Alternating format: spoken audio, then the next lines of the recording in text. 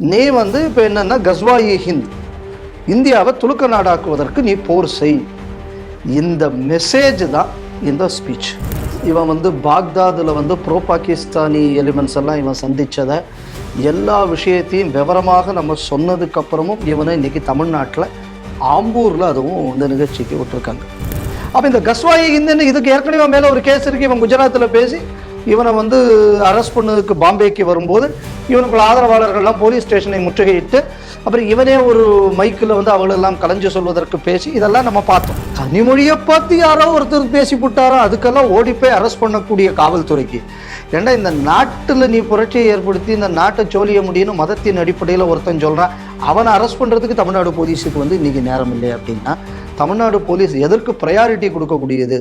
Salman Azhari ஆம்பூருக்கு வருகை புரிந்துள்ளார். நேற்றுக்கு தான் வருகை புரிந்துள்ளார். அது மீட்டிங்கும் அங்கே நடந்திருக்கிறது அப்படிங்கிற தகவல் நமக்கு கிடைச்சிருக்கு. ஏற்கனவே இந்த சல்மான் அசாரி ஏன் தமிழகம் வரக்கூடாது அப்படி என்பதை குறித்து நம்ம செய்திகள் சிந்தனைகளில் விரிவாக நம்ம பேசியிருந்தோம். நம்ம ஸ்ரீதமிழ் நாளிதழிலும் கூட ஒரு விரிவான கட்டுரையை நாம் எழுதியிருந்தோம். இது குறித்து அரசாங்கம் உடனடியாக இவன் மேல் நடவடிக்கை எடுக்க வேண்டும் என்று. ஏனென்றால் அவன் வந்து கஸ்வாயி ஹிந்தை வந்து வலியுறுத்தி எல்லா இடத்துலையும் பேசுவது, அதாவது இந்தியாவை இஸ்லாமிய நாடாக்க வேண்டும் என்ற ரீதியில் பேசிக்கொண்டிருப்பதை பார்த்தோம். அது மட்டும் இல்லாமல் நாடு முழுவதும் இந்த போன்ற பிரச்சாரங்களை அவன் செய்து வருவதையும் நம்ம ஆதாரபூர்வமாக நாம் ஏற்கனவே எடுத்து சொல்லியிருந்தோம். பாகிஸ்தானுடைய ஆதரவாளன் என்பதையும் நாம் சொல்லியிருந்தோம். இதெல்லாம் தாண்டி இப்பொழுது நேற்றுக்கு இதே ஆம்பூரில் அந்த ஏற்கனவே எந்த அமைப்பு அஹ்லி சுன்னத் யூத் மிலாது கமிட்டி என்கிற அமைப்பு தான் இவனை வருகைக்காக ஏற்பாடு செய்தது. அதே அமைப்பு ஏற்பாடு செய்து அந்த கூட்டத்தில் பேசியிருக்கிறார். இங்கே வந்து என்ன பேசியிருக்கான் அப்படிங்கிறத நம்ம இங்கே பார்க்கலாம். இங்கே சொல்லும் பொழுது என்னன்னா, அதாவது முகமது நபியுடன் இருந்த ஆட்கள் எல்லாம் வந்து பெரிய படை வீரர்கள்லாம் பெரிய படையெல்லாம் வச்சு யாரும் போரிடல அந்த காலத்தில். அவங்க கூட சின்ன நம்பரில் தான் இருந்தாங்க. ஆனால் ரோமானிய பேரரசையும் சரி பாரசீக பேரரசையும் சரி அவர்கள்தான் அன்றைக்கு வீழ்த்தினார்கள். அதுவும் போல நம்ம வந்து ஒரு இந்தியாவை நம்ம உதாரணமாக கூட எடுத்துக்கலாம். அப்படி எடுத்துட்டோம்னா முகமது கோரி இங்கே வரும் பொழுது முதல்ல வந்து தோற்று போனார். அப்புறம் அதுக்கப்புறம் வந்து அங்கிருந்த சூஃபிகள் வந்து முகாமிட்டிருந்தார்கள். அப்போ அந்த சூஃபிகளை போய் பார்த்த பொழுது அவர்கள் எதுக்காக இங்கே முகாமிட்டிருக்கீங்கன்னு கேட்டாரு. கேட்கும் பொழுது அவங்க வந்து இங்கே தான் நாங்கள் வந்து இந்தியாவை படையெடுக்க வந்திருக்கிறோம், இந்தியாவை நாங்கள் இந்தியாவை வெற்றி கொள்ள வந்திருக்கிறோம் அப்படின்னு அவர் சொன்ன உடனே என்னாலேயே இவ்வளோ பெரிய படை வச்சு வெல்ல முடியல, நீங்க எப்படி வெல்வீங்கள் அப்படின்னு சொல்லி அவர் கேட்டதுக்கு, நாங்கள் எண்ணிக்கையில் குறைவாக இருக்கலாம், ஆனால் நாங்கள் வந்து இந்த எண்ணப்பாடில் வந்து உறுதியாக இருக்கிறோம், வலிமையாக இருக்கிறோம், அதில் விசுவாசமாக இருக்கிறோம், அதனால் நாங்கள் வந்து வெற்றி கொள்வோம் அப்படிங்கிற மாதிரி அவர் அன்னைக்கு சொன்னதையும் அந்த இடத்துல சொல்லி, இன்னைக்கு இந்த அஹ்லி சுன்னத் அப்படிங்கிறது இன்னைக்கு வந்து குறைவான எண்ணிக்கை உடையதாக நீங்கள் இருக்கலாம், ஆனால் எப்போது வந்து உண்மையான விசுவாசி உள்ளவர்கள் அந்த அந்த விசுவாசிகள் எண்ணிக்கையில் அதிகம் இருந்தால் இறைவன் வந்து உங்கள் மேலே வந்து உங்களுக்கு ஆதரவாக இருப்பார். அதனால இன்னைக்கும் கூட பாருங்க, சிறுபான்மையினர் அப்படின்னு சொல்லி நம்ம ஏதோ வந்து இந்த சூழ்நிலை காரணமாக நம்ம கீழே இறங்கி இருக்கணும்னு நினைக்கிறாங்க. அதுக்கான அவசியம் கிடையாது அப்படிங்கிற மாதிரி எல்லாம் பேசியிருக்கிறார். ஏற்கனவே நீங்க சொன்ன மாதிரி விரிவாக இவனை பத்தி நம்ம பேசியிருந்தோம். இவனை உள்ள விடுறது ஆபத்துங்கக்கூடியதையும் சொல்லியிருந்தோம். ரெண்டாவது இவனோட கனெக்ஷன்ஸ், இவன் வந்து பாக்தாதில் வந்து ப்ரோ பாகிஸ்தானி எலிமெண்ட்ஸ் எல்லாம் இவன் சந்தித்ததை எல்லா விஷயத்தையும் விவரமாக நம்ம சொன்னதுக்கப்புறமும் இவனை இன்னைக்கு தமிழ்நாட்டில் ஆம்பூரில் அதுவும் இந்த நிகழ்ச்சிக்கு விட்டுருக்காங்க. ஸோ இப்போ அந்த ஆஸ்பெக்டுக்கு போகிறதுக்கு முன்னாடி இவன் ஸ்பீச்சில் நீங்கள் ஒரு முக்கியமான ஒரு அம்சத்தை விட்டுட்டிய, கிறிஸ்தவர்களையும் நாம் வெற்றி கொண்டோம். அதே மாதிரி பெரும்படையுடன் வந்து கோரி வந்து சூஃபிகள்கிட்ட போய் சொல்லும்போது குவான்டிட்டி குறைவாக இருக்கலான்னு எங்கள் குவாலிட்டி கொஞ்சம் உயர்வானது. அப்போ இதில் நம்ம கவனிக்க வேண்டியது என்ன அப்படின்னா, நீ மைனாரிட்டி என்று நினைக்காதே, ஆனால் இதில் நீ சண்டை போட்டு ஜெயிக்கணும். அப்போ கேட்பாங்க, சண்டை போட்டு நம்ம எங்கே சொன்னா, அதில் அவன் சொல்கிறான் பத்ரு போர் இதெல்லாத்தையும் மேற்கோள் காட்டுற. அப்படி அவன் ஸ்பீச்சில், அந்த ஸ்பீச்சில் இருக்கக்கூடிய மொத்தத்தும் பார்த்தாச்சுன்னா அவ்வளவும் போர்கள் தான். ஆமாம், எல்லாமே வயலண்ட் கேம்பெயின். ஸோ அதனால நீ மைனாரிட்டியாக இருந்து கூட நீ இந்த வயலண்ட் கேம்பெயினை இந்த நாட்டில் செய். இந்த மெசேஜ், அதாவது நீ வந்து இப்போ என்னன்னா கஸ்வாயி ஹிந்த், இந்தியாவை துலுக்க நாடாக்குவதற்கு நீ போர் செய். இந்த மெசேஜ் தான் இந்த ஸ்பீச். ஏன்னா இதுக்கு முன்னாடி பெங்களூர்ல இவன் பேசக்கூடிய விஷயத்த நம்ம சொல்லியிருந்தோம்.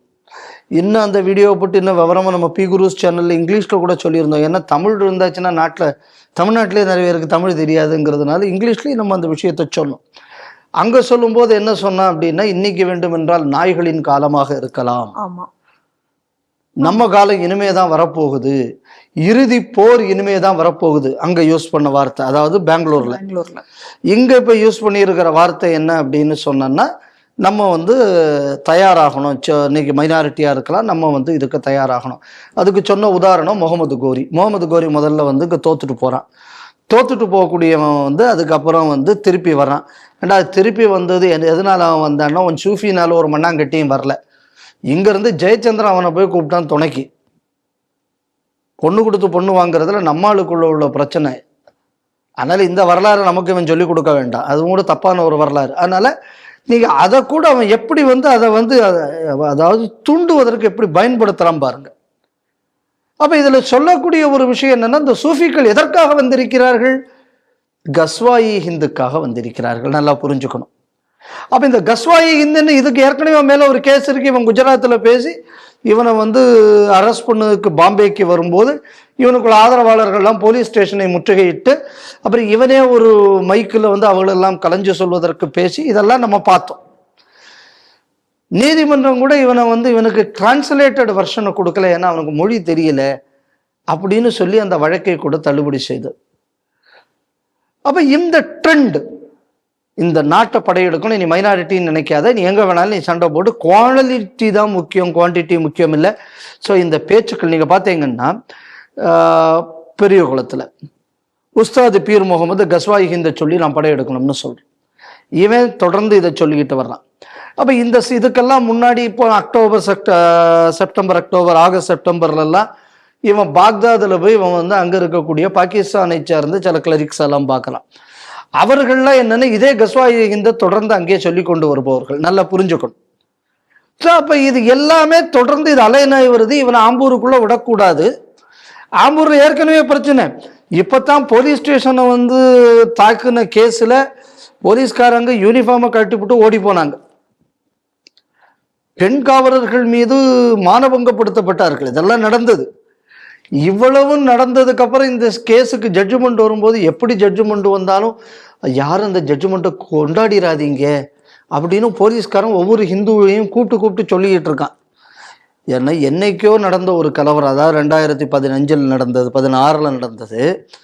அதுக்கு 2025 ஜட்ஜ்மெண்ட் வருது கீழ்கோர்ட்ல.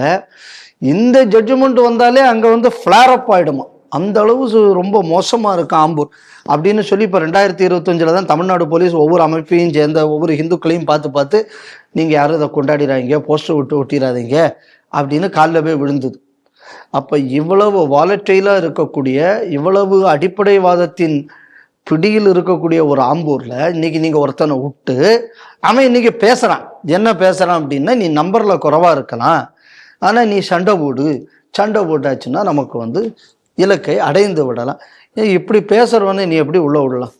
இப்படி இவன் செய்வான், இவன் ஏற்கனவே பேசியிருக்கான். இதே ஸ்ட்ரீட் டிவில நம்ம சொல்லணும். ஆமா, இன்னைக்கு இதை வந்து இந்த அரசு அனுமதித்து இருக்கிறது அப்படின்னு சொன்னா பயங்கரவாதத்தை வளர்க்கக்கூடிய வேலை இல்லாம இதை இது செய்யுது. இவன் நீங்க நல்லா இதோட டைமிங்கை பார்க்கணும். இவன் வர்ற நேரத்துல நம்ம இதெல்லாம் இஷ்யூ ஆக்கணும்னா அவன் வரல. ஆமா, இப்ப நல்லா தெரிஞ்சுங்க, இப்ப திருப்பரங்குன்ற இஷ்யூ வருது, அந்த நேரத்தில் அவன் இங்கிருந்து இங்க வரான். அப்ப இது எப்படிப்பட்ட ஒரு கம்யூனல் ஃபிளேர் அப்பா அங்க கொடுக்கும்.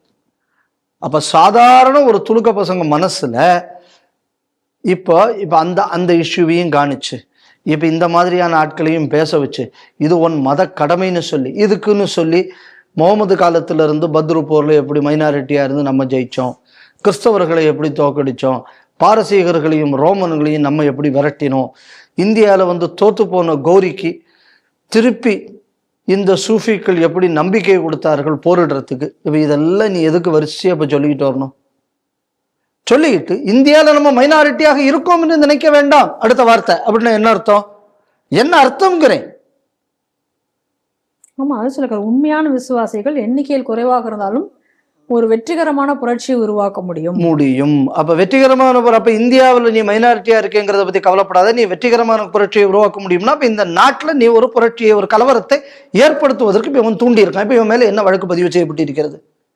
பதிவு செய்திருக்கணுமா வேண்டாமா? நிச்சயமா. அதுவும் கம்யூனலி வாலட்டைல் ஆம்பூர். நீங்க தான் தெருவா போய் சொன்னீங்க.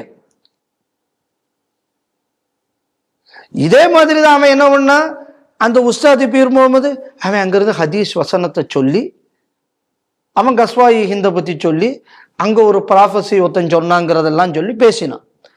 அதை சொன்னதுக்கு நம்ம மேல கேசப்பட்டான். ஆமா. இன்னைக்கு வர அந்த துலுக்கன்னு இன்னும் ஒரு விசாரணைக்கு உங்க அழைக்கல. நல்லா தெரிஞ்சுக்கணும். இப்ப நம்ம இவனை பத்தி சொல்றோம். இப்ப நீங்க என்ன ஒண்ணு போறீங்க? இப்ப திருப்பி மேல கேஸ் போட போறியா? போடு. திருப்பி நான் இதை சொல்லுவேன். தமிழ்நாட்டில் பயங்கரவாதத்தை வளர்ப்பதற்கு திமுக இன்னைக்கு ஆட்சியில் இருக்கும், நாளைக்கு இன்னொரு கட்சி ஆட்சிக்கு வரும். ஆனா நீ சம்பளம் வாங்குறது கவர்மெண்ட் ஆஃப் இந்தியாவில் உள்ள அந்த சிங்க தலையை எங்க வச்சிருக்கேங்க கூடியதை மறந்துடாதீங்க. தேசத்துக்கு விசுவாசமா இருக்கணும் போலீஸ்காரங்க, ஆட்சியாளருக்கு விசுவாசமா இருக்கக்கூடாது. நீ நான் சொன்னது கேட்காம உள்ள விட்டே இல்லை. இப்ப இவன் அப்படி பேசியிருக்காங்க. அப்ப இதுக்கு அந்த பர்மிஷன் கொடுத்தப்ப எஸ்பி இதுக்கு பொறுப்பெடுக்கணுமா வேண்டாமா? இந்த லோக்கல்ல இருக்கிற இன்ஸ்பெக்டருக்கு பொறுப்பெடுக்கணுமா வேண்டாமா? இது இவ்வளவும் சொன்னதுக்கு அப்புறம் நடவடிக்கை எடுக்காத தமிழ்நாடு டிஜிபி இதுக்கு பொறுப்பெடுக்கணுமா வேண்டாமா? இந்த காவல்துறையை கையில் வைத்துக் கொண்டு இருக்கக்கூடிய முதல்வர் ஸ்டாலின் இதுக்கு பொறுப்பெடுக்கணுமா வேண்டாமா? கண்டிப்பா. அப்போ இந்த மாதிரி இத்தனையும் இவனுக்குள்ள பேக்ரவுண்ட் அவ்வளவும் சொல்லி இருக்கும். இவன் பாக்தாதுல எந்த மாசம் எந்த பாகிஸ்தான்காரனை சந்திச்சான், இது இவ்வளவு விவரமும் சொன்னதுக்கு அப்புறம் இன்னைக்கு தமிழ்நாட்டில் இவன் வந்துட்டு போயிருக்கான் அப்படின்னு சொன்னா, இவன் இப்படி பேசுவான்னு எங்களுக்கு தெரியாது, இவன் இப்படிப்பட்டவன்னு எங்களுக்கு தெரியாதுன்னு போலீஸ்காரன் சொல்லக்கூடாது. இந்த மெசேஜ் உங்களுக்கு நான் கம்யூனிகேட் பண்ணியிருக்கேன். பண்ணினதுக்கு அப்புறம் இந்த மாதிரியான ஒரு விஷயத்தை அனுமதி கொடுக்கிறீர்கள் என்றால், தமிழ்நாட்டை பயங்கரவாதத்திற்குள் தள்ளுவதற்கு, இஸ்லாமிய பயங்கரவாதத்தை ஊட்டி வளர்க்கக்கூடிய வேலையை இன்று தமிழக அரசு செய்து வருகிறது. இன்னைக்கு பிரச்சனையே இல்லாமல் இருந்துச்சு. நீங்க தான் நவாஸ்கனி அனுப்பிச்சு விட்டு மேலே போய் அந்த முதல்ல கரிய தங்க தொடங்கிதான் இந்த இவ்வளவு பிரச்சனையை ஆரம்பிச்சது. எலெக்ஷன் வருது, எலெக்ஷன் நெருங்கும் போது இப்ப என்ன பிரச்சனை? கிறிஸ்தவ விஜய சோழியை முடிச்சு புட்டியா கரூரை வச்சு அந்த கோபத்துல கிறிஸ்தவன் உங்களை விட்டு போயிட்டான் நிறைய இடங்கள்ல. இப்ப துலுக்கம் ஓட்டுலயும் உங்களுக்கு பிரிவு வந்துருச்சு அப்படின்னு சொன்னா நாளைக்கு ஜெயிக்கிறது சிரமம். அதனால இப்ப ஹிந்துவை புதிய எதிரியாக காட்டி துலுக்க ஓட்டை கன்சாலிடேட் பண்ணுவதற்காக தமிழ்நாட்டில் கலவர சூழலை இன்று திமுக ஏற்படுத்தி வருகிறது. அதற்கு காவல்துறையை ஏவல் துறையாக இந்த அரசாங்கம் பயன்படுத்தி வருகிறதுங்கக்கூடியதான் நம்ம பார்க்க வேண்டியது. சல்மான் அசாரி மீது என்ன வழக்கு இவர்கள் தொடரப்போகிறார்கள் பார்ப்போம். ஏன்னா கனிமொழியை பார்த்து யாரோ ஒருத்தர் பேசி போட்டாரோ அதுக்கெல்லாம் ஓடிப்போய் அரெஸ்ட் பண்ணக்கூடிய காவல்துறைக்கு, ஏன்னா இந்த நாட்டில் நீ புரட்சியை ஏற்படுத்தி இந்த நாட்டை சோழிய முடியும்னு மதத்தின் அடிப்படையில் ஒருத்தன் சொல்றான், அவனை அரெஸ்ட் பண்றதுக்கு தமிழ்நாடு போலீஸுக்கு இன்னைக்கு நேரம் இல்லை அப்படின்னா தமிழ்நாடு போலீஸ் எதற்கு ப்ரையாரிட்டி கொடுக்கக்கூடியது அப்படிங்கக்கூடியது நமக்கு இதுல இருந்து தெரிகிறது. இது ஒரு பேர் ஆபத்தான ஒரு விஷயமாக நான் பார்க்கிறேன்.